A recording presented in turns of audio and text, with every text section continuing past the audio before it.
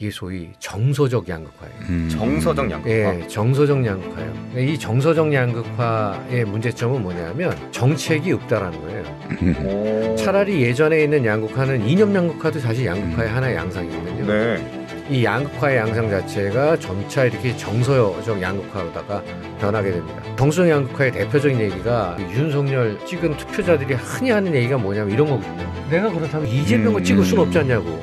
그 얘기는 뭐냐면 그냥 인간적으로 싫은 거예요. 예. 그러니까 투표 행태가 그렇게 이루어지게 된다는 거죠. 정치인들은 국민들이 모르는 게 훨씬 편하거든요. 그게 단점 아니겠습니까? 네. 뭐 극단적으로 개돼지라고까지는 말씀 안 드리겠습니다만 국민이 차라리 아무것도 몰라야 되거든요. 몰라야 자기 뜻대로 되니까. 국민학교를 다녔던 사람들 그런 고등학교 때까지 무슨 뭐 정치 이런 과목을 들었단 말입니다. 그래서 네. 과거 몇 년 전까지만 해도 법과 정치 이런 과목이 고등학교에서 필수 과목이었는데 요즘 그런 거 다 없어졌거든요.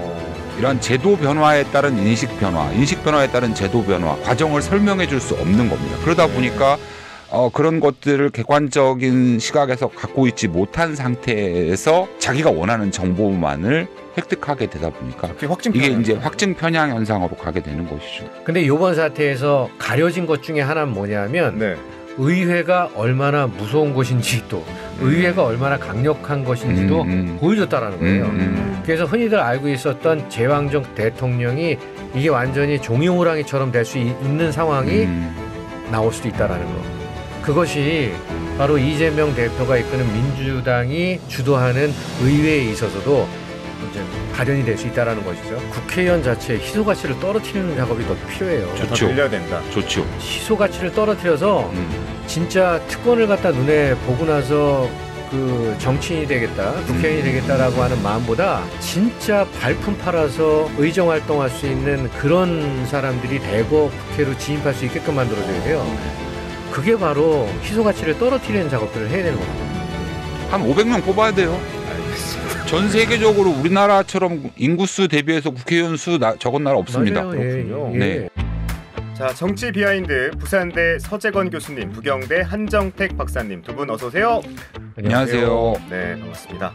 자, 오늘은 서 교수님께 먼저 질문을 드리겠습니다. 포린 어페어라는 권위 있는 외교 전문지에 한국 정치 위기의 뿌리를 조명하는 글을 실으셨습니다. 네, 그 원래 이제 공저를 했는데요. 네.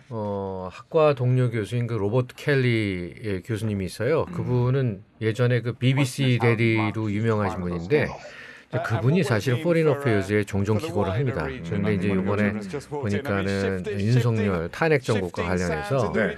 요청이 들어왔나 봐요. 이제 근데 문제는 그 켈리 교수 입장에서는 뭐 이렇게 시사적인 거는 할 수 있는데 그 다음에 이제 어떻게 흘러가야 될지 이런 거에 대해서는 얘기하기가 힘들다. 그래서 이제 저한테 같이 쓰자는 요청을 했고요. 제가 수락을 했고. 네. 그리고 포린 어페어즈 거기 편집하시는 분들한테 제가 사실은 당부를 좀 했어요. 당부요? 무슨 당부는 뭐냐면 네. 쓰긴 쓰겠는데 대신에 단기적인 예측이나 이런 거를 갖다 요구하지 말라 그랬어요. 예, 그래서 결국은 내용에 이제 한국 정치의 방향이 어떻게 나가야 될 것인가, 그리고 제도 개선에 관한 문제들을 갖다 포함하는 식으로 그렇게 제안을 했고 그쪽에서도 또 오케이를 해줬기 때문에 썼습니다. 네. 예. 서 교수님, 그 외교 전문지에 기고하셨는데 이 기고한 이유가 단순히 최근 사태만을 두고 염두하신 건 아닌 것 같아요. 정치의 위기, 뭘 어떻게 좀 얘기하고 싶으셨는지.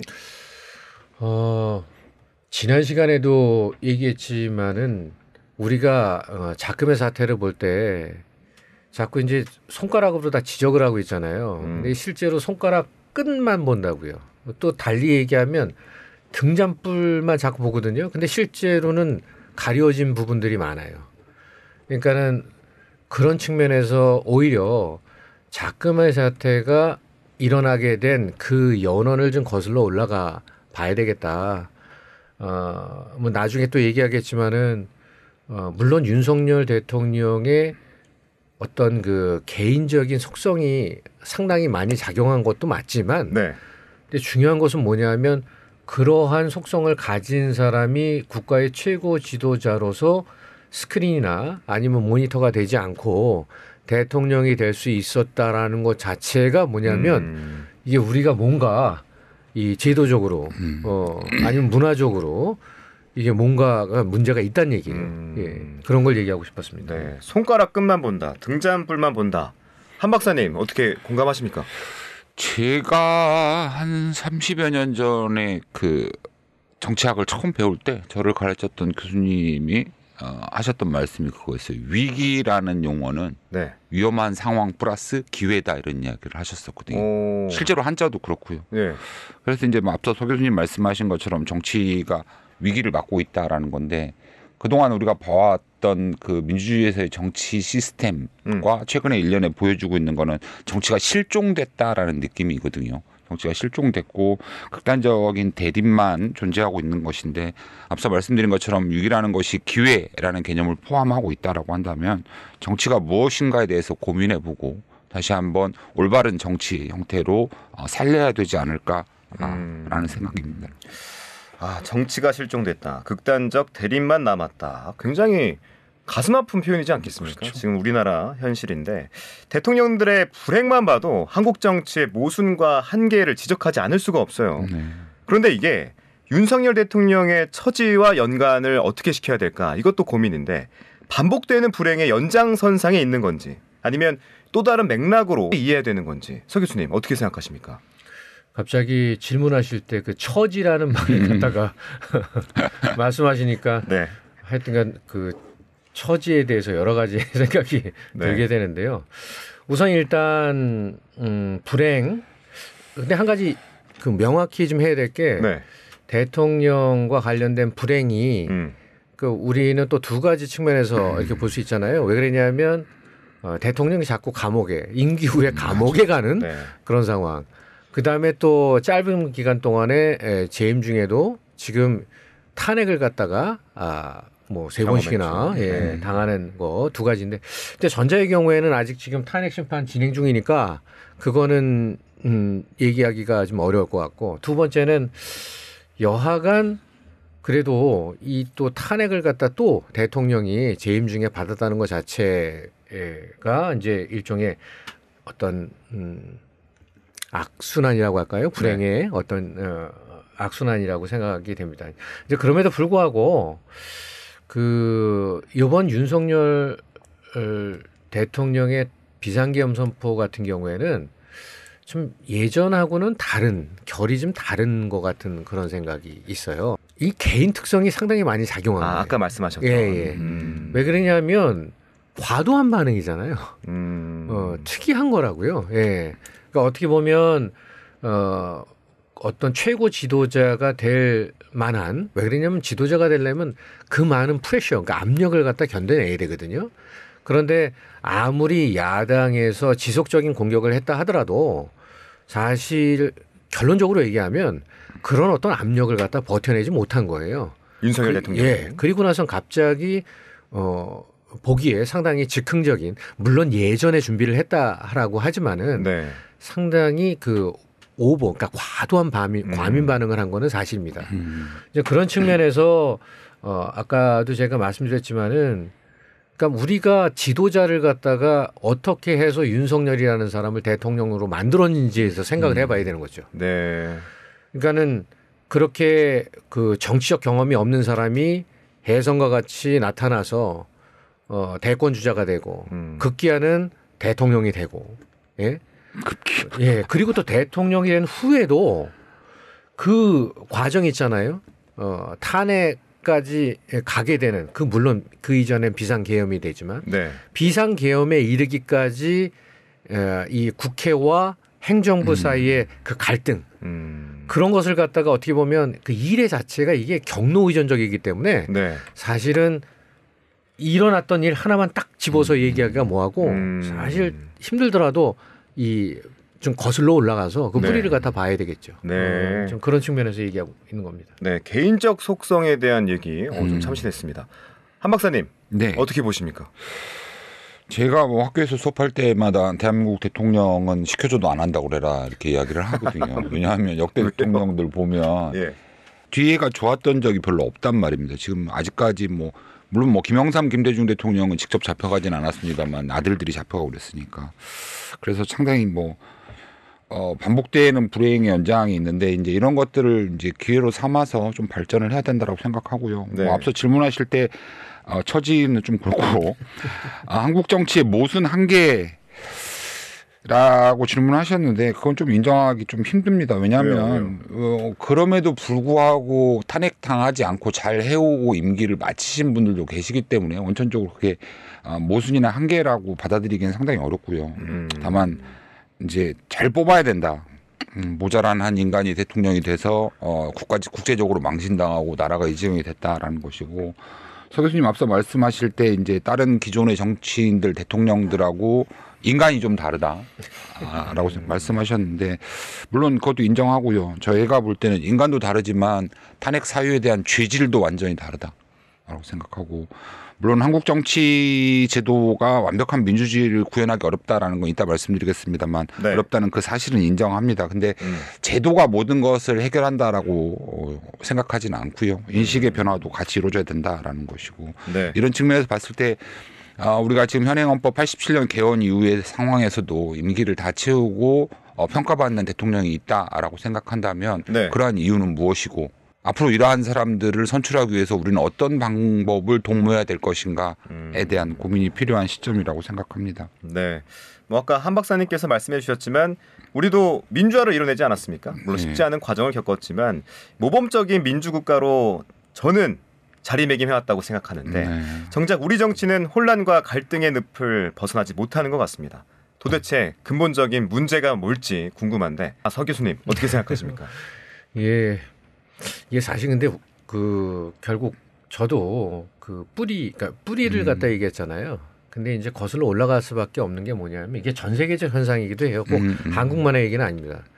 양극화예요. 양극화. 예, 양극화인데 약간 환경이 변했어요. 물론 양극화가 상당히 다면적으로 일어납니다. 1차적으로 양극화가 조명받기 시작한 게 이제 2000년대 초반이거든요. 네. 그때 이제 주로 경제 양극화를 갖다가 많이 가지고 얘기했어요. 경제 양극화, 사회 양극화, 그 외에 그 하부 이슈가 되는 여러 가지 쟁점들을 갖다 둘러싼 양극화를 얘기했는데 최근 들어와서 이제 아주 골치 아파지게 된 게 이게 소위 정서적 양극화예요. 정서적 양극화. 예, 정서적 양극화예요. 그러니까 이 정서적 양극화의 문제점은 뭐냐면 정책이 없다라는 거예요. 차라리 예전에 있는 양극화는 이념 양극화도 사실 양극화의 하나의 양상이거든요. 네. 이념 양극화라고 얘기하고 있었을 때는 뭐냐면 그래도 이 정책적인 포지션이 어느 정도 있는 거예요. 그런데 이 양극화의 양상 자체가 점차 이렇게 정서적 양극화로다가 변하게 됩니다. 그래서 어떤 문제가 있냐면 그 정서적 양극화의 대표적인 얘기가 이런 거예요. 윤석열 대통령 찍은 사람들에 대해서 비난을 할 때 그 윤석열 찍은 투표자들이 흔히 하는 얘기가 뭐냐면 이런 거거든요. 내가 그렇다면 이재명을 찍을 수는 없지 않냐고. 그 얘기는 뭐냐면 그냥 인간적으로 싫은 거예요. 예. 그러니까 투표 행태가 그렇게 이루어지게 된다는 거죠. 그게 바로 정서적 양극화의 어떻게 보면 가장 쉬운 예입니다. 그러니까 이것도 또 배경이 여러 가지예요. 왜 그러면 정서적 양극화가 일어날 수밖에 없는가. 네. 그리고 또 저도 이제 나중에 제도에 관한 문제로 얘기를 갖다 할 수밖에 없었던 이유 중에 하나가 이제 흔히들 꼽을 수 있는 게 이런 거라고요. 우리나라에서 유권자들이 선택의 기회가 많아요? 없다고요. 강요된 선택이에요.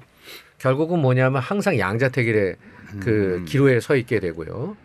두 번째는 뭐냐면 미디어 환경도 상당히 많이 변했어요. 그렇기 때문에 소위 레거시 미디어가 예전에 보게 되면은 중심을 잡아주는 그런 역할을 했거든요. 근데 레거시 미디어 자체가 힘을 갖다 잃어버리게 됐어요. 그러니까 전부 다 1인 애체 그리고 또 SNS를 이용한 그런 미디어의 발달 이런 거를 이용해 가지고 이제 사람들이 전부 다 뭐냐면 자기가 좋아하는 것만 취선택해서 듣게 돼 있어요. 그렇지. 그리고 우리가 이제 한 2000년대 초반 또 지나가면서 팬덤 정치라고 하는 것이 이제 불붙기 시작했어요. 그러니까 교묘하게 보게 되면 미디어의 발달하고 같이 맞물리는 거거든요. 그리고 나서 이제 이 팬덤 정치의 그 어떤 좋은 것도 있지만 특히 나쁜 게 뭐냐면 네. 자기가 지지하는 정치인에 대해서 반대 의견을 내거나 이런 사람들이 그런 비판을 하는 사람을 막 일차적으로 공격을 한다거나 그것도 공격 자체가 정책적인 것도 아니에요. 상당히 감정적인 공격을 하거든요. 지금 사실 우리나라가 그렇게 됐거든요. 예.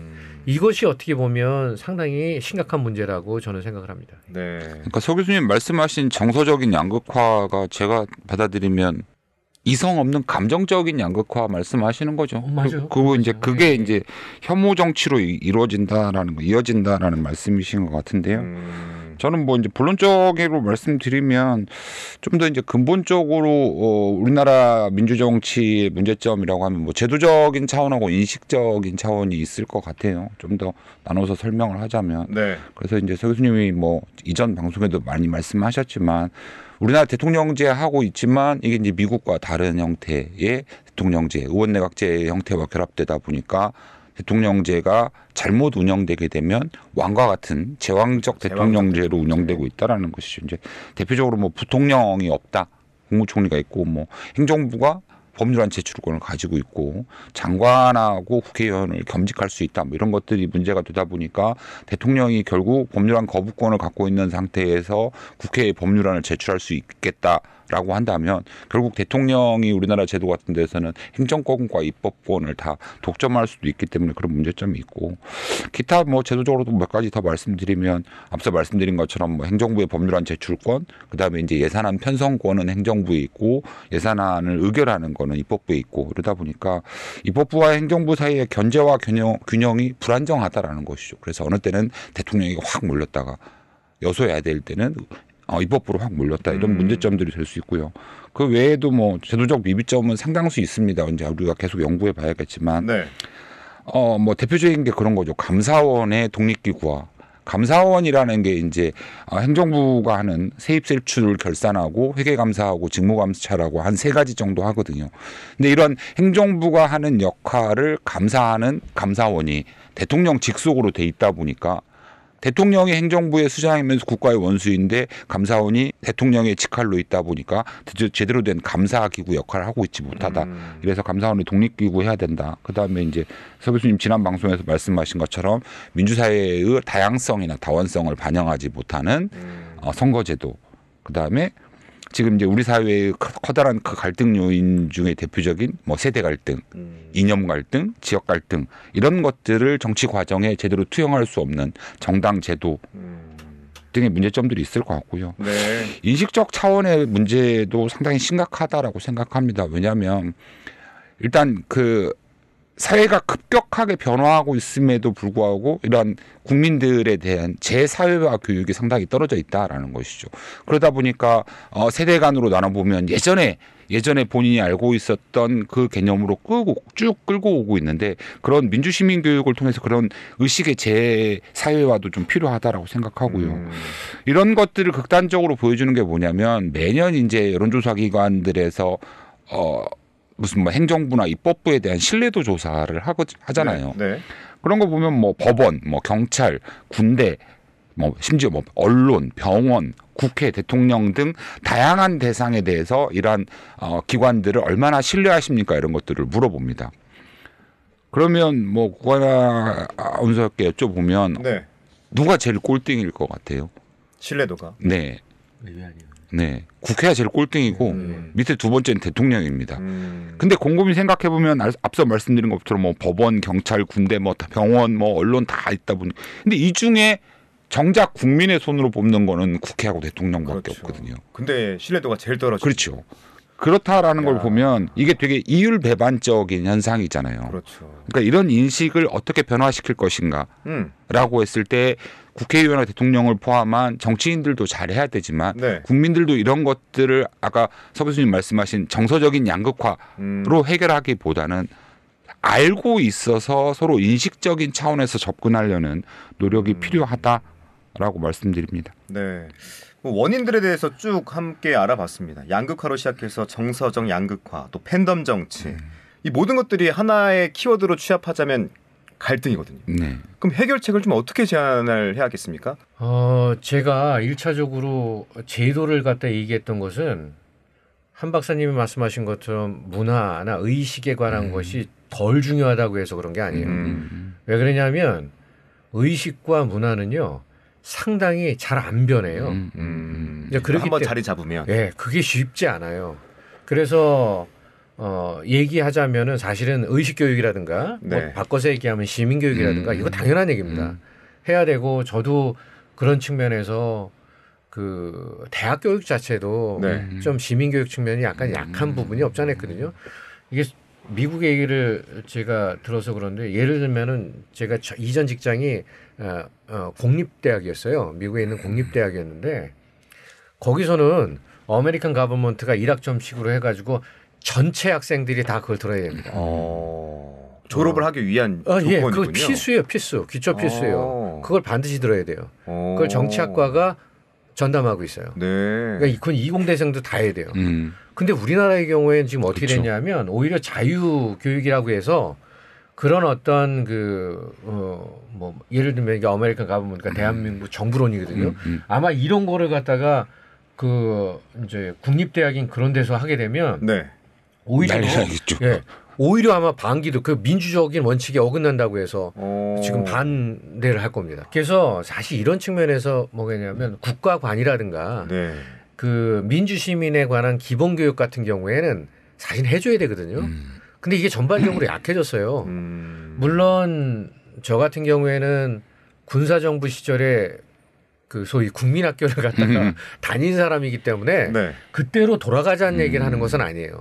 그러나 사실 그때 주입식 교육이 있고 그럴지 모르겠지만 일정 부분 역할을 한 건 있어요. 그러니까 그것이 이제 예전에 있었던 그 국민교육의 반기로서 그렇죠. 그걸 갖다가 없애버리는 게 아니라 완화된 형태로다가 뭔가 복원을 시켜야 되고 더더군다나 국가관교육과 그리고 민주시민 기본교육 같은 경우에는 그거는 대학 성인이 돼서도 사실은 해줘야 됩니다. 그렇구나. 그래서 지금 그 한 박사님이 얘기한 것처럼 교육이라는 측면에서 네. 교육이라는 측면에서 그건 반드시 필요하고요. 다만 한 가지 네. 이게 그건 하여튼 시간이 걸려요. 그런데 제도 개혁은 할 수 있는 한도 내에서 조금 왜 그러면 제도는 결국 뭐냐면 게임의 룰이거든요. 게임의 룰을 갖다가 조금 바꿔놓게 되면 그때부터 사람들의 행동 양태가 변하기 시작하거든요. 이제 그런 측면에서의 제도 개혁을 얘기하는 겁니다. 네. 예. 그래서 1차적으로 의식교육 당연히 좋다. 문화도 바꿔야 되고 그러나 단기적으로는 해볼 수 있는 것은 그렇다고 해서 제가 나중에 얘기했지만 거대한 변혁을 얘기하는 것도 아닙니다. 작은 변혁을 갖다가 일어나갈 수 있는 거.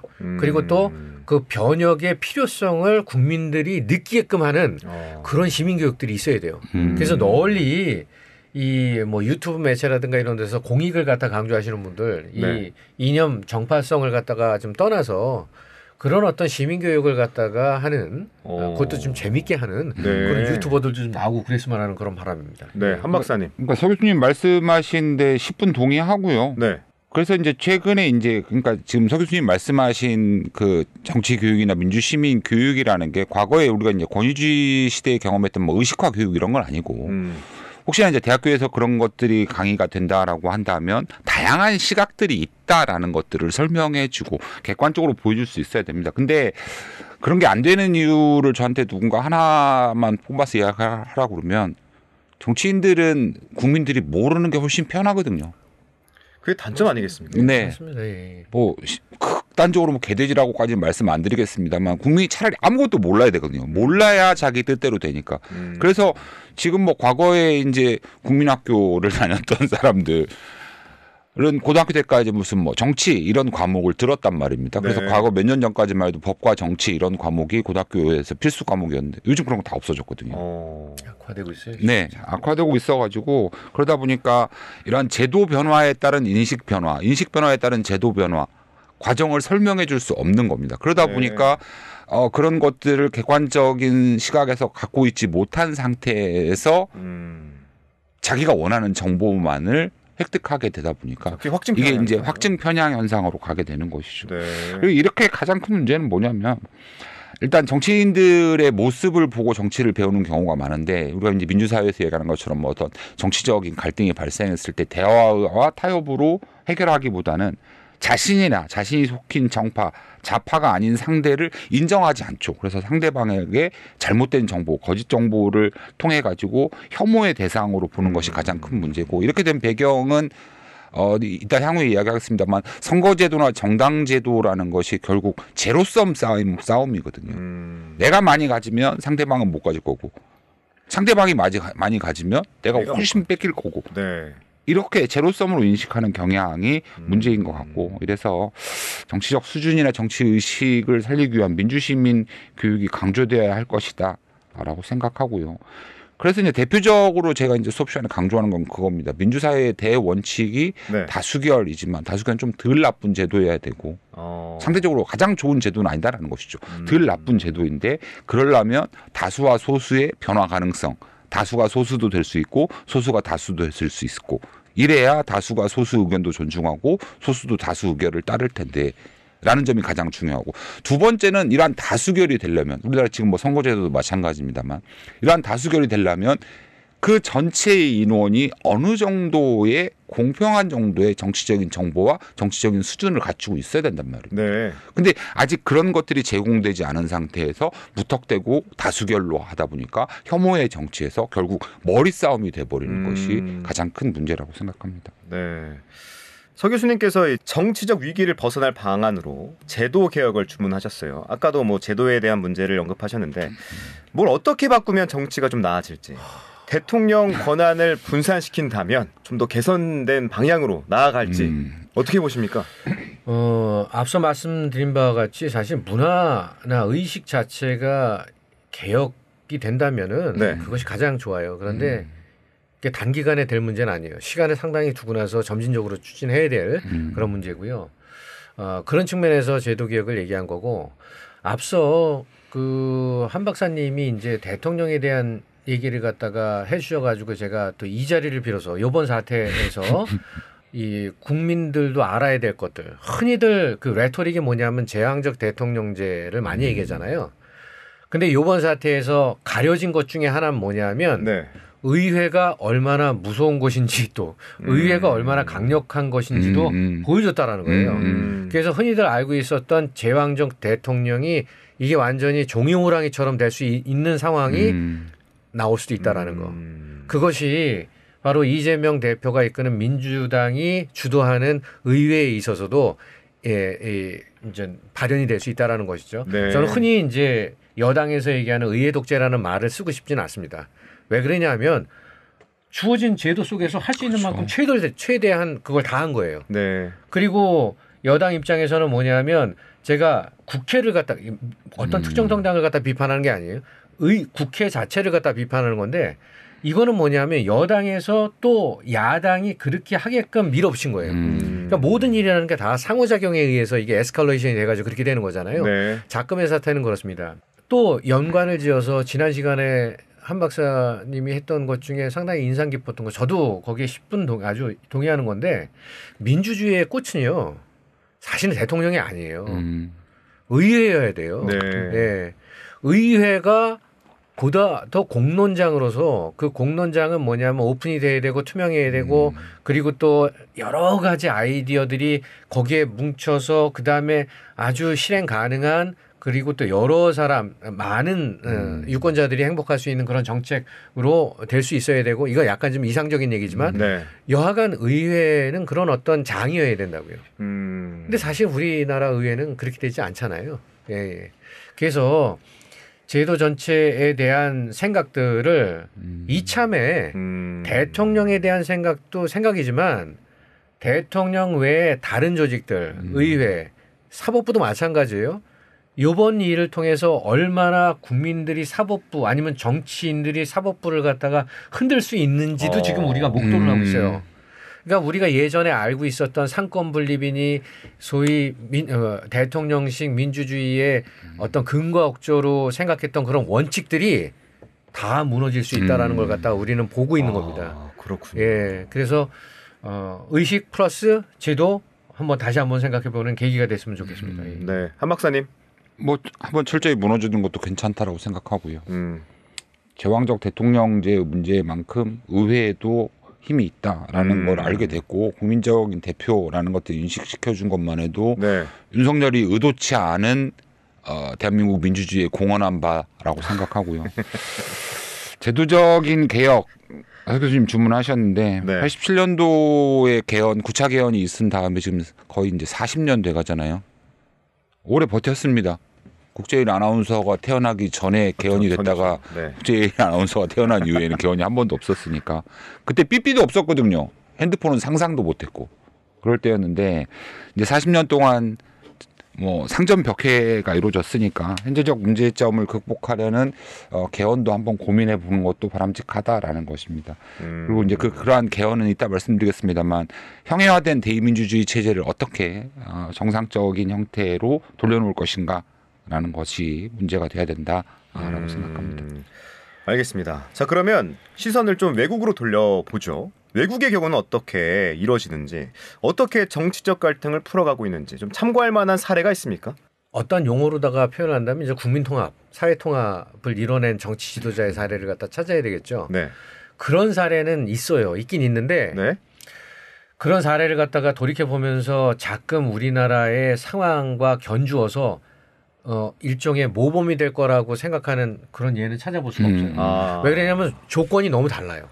그때와 지금이. 예, 조건이 너무 달라요. 그래서 이거는 아마도 어떻게 보면 민주주의 실험이라고 얘기하는 건 좀 약간 무책임해 보일 수도 있겠지만은 이게 우리나라가 어떻게 본다고 한다면 지금 그 실험의 중간에 있다고 좀 봐도 그 과언이 아니라고요. 그러니까 지금 이 상황을 도대체 어떻게 그 돌파해 나가서 그래서 이제 앞서 말씀드린 정서형 양극화라든지 이런 양극화의 문제, 사회적 갈등을 갖다가 어떻게 해결하는지 제 생각엔 우리가 한번 보여줘야 돼요. 그런 상황이라고 저는 우리가 생각합니다. 먼저. 예.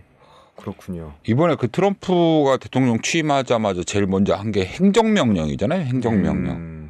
왜냐하면 이제 미국 같은 경우에는 대통령이 법률안을 제한할 수 없다 보니까 대통령이 할 수 있는 최고의 명령은 행정명령이니까. 네네. 그러니까 이제 의회와의 관계는 일단 포기하고 자신이 최선을 다해서 할 수 있는 행정명령을 해버리거든요.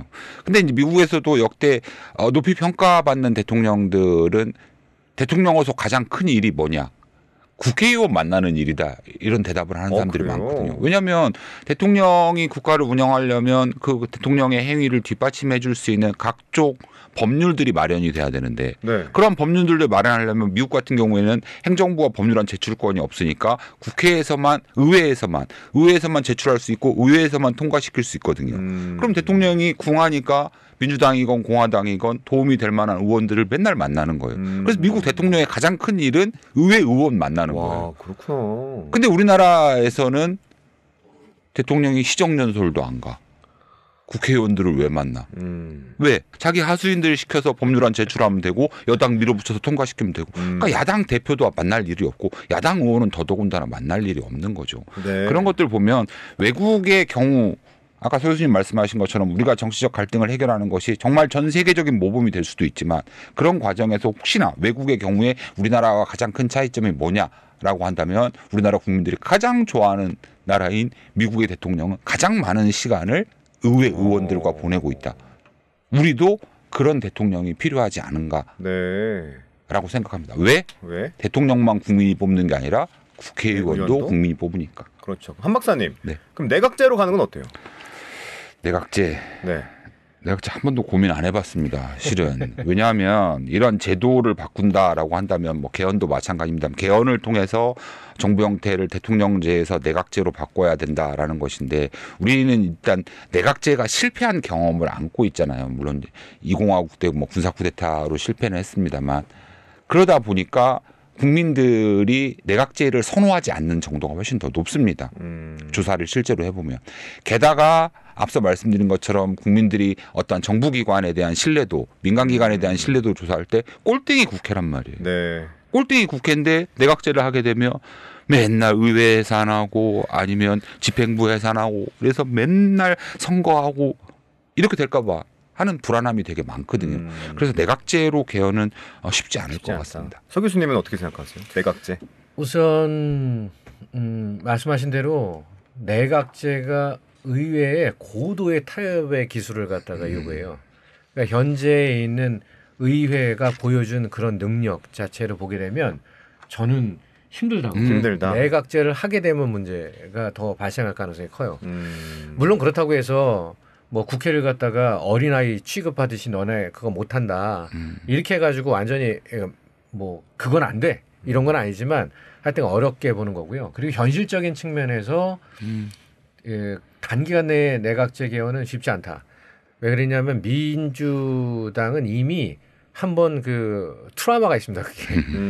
그게 이제 20하고 그 넘어가면서 우리가 의원 내각제를 잠깐 했었잖아요. 네. 물론 이제 1년도 채 안 됐지만 그때 내각이 3번이 바뀌어요. 3번. 근데 그 내각제 그러니까 그때 이제 의원 내각제하고 양원제를 갖다 하는 그런 개헌을 했는데 그게 어떻게 됐냐면 민주당 내 파벌 싸움 때문에 그런 거거든요. 근데 당시에 그 민주당 그러니까 신파라고 했죠. 신구 세력과 그다음에 구 세력이 있는데 그게 이제 우리가 알고 있는 장면 박사예요. 장면 박사가 이제 새로운 파벌이고 그다음에 예파벌 중에 이제 얘기하는 게 윤보선 대통령인데 그때 당시에는 그 장면 박사가 거의 대통령이 따놓은 당상이었어요.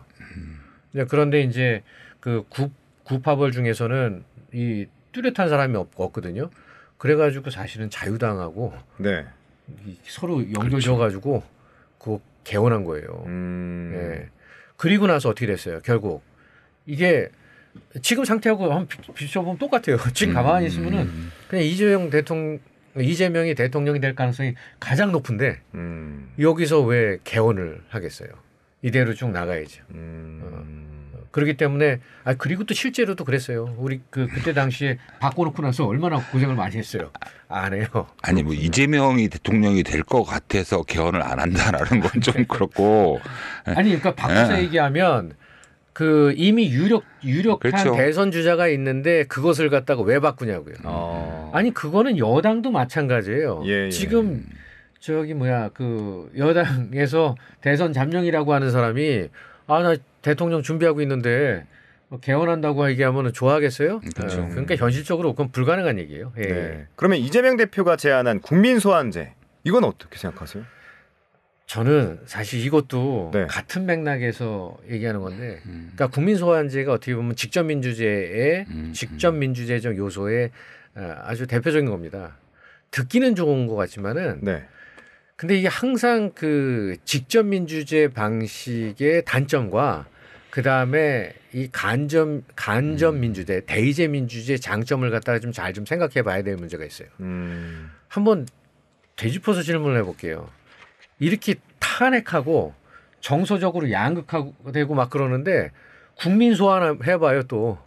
예를 들면 마음에 안 들면은 또 저 사람 끌어내리려고 힘 모아가지고 그 다음에 요건 맞춰가지고 그 다음에 소환시키려고 또 아마 그렇게 할 거예요. 더 혼잡해질 수 있겠네요. 예, 그래서 사실 아이디어는 좋을 수 있겠지만은 저는 작금의 정치 문화 그 다음에 의식 수준에서 소환제가 과연 또 잘 될까? 거기에 대해서는 사실은 약간 놉니다 아직까지. 저도 뭐 국민 소환제가 실효성이 있을 것이냐에 대해서는 의구심을 많이 갖고 있습니다.